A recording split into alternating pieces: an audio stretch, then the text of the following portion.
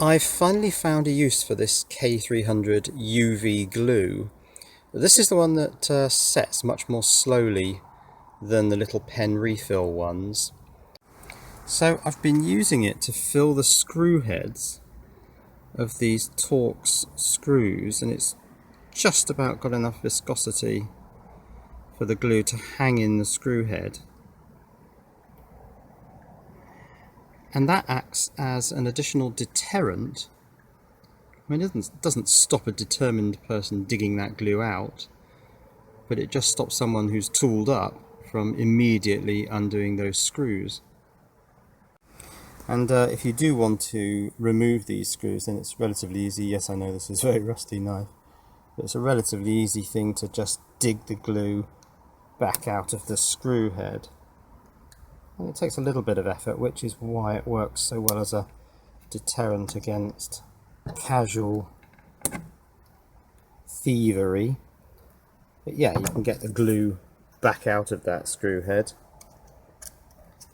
and then you can undo the screws. It's nearly out. Yeah, that's pretty much it.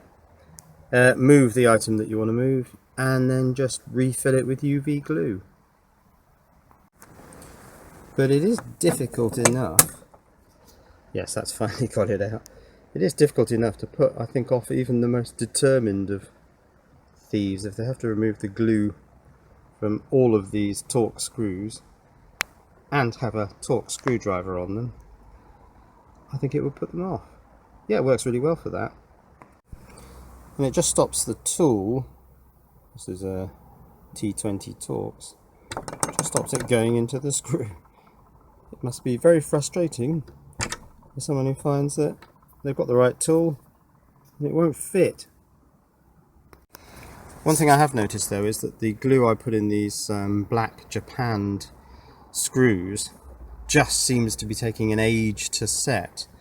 And I guess it's because of the colour. I guess it's because there's not much light being bounced around inside that screw head, and therefore the glue's taking, it needs direct light upon the surface of the glue for that to go off, but some of those still feel the glue is still wet.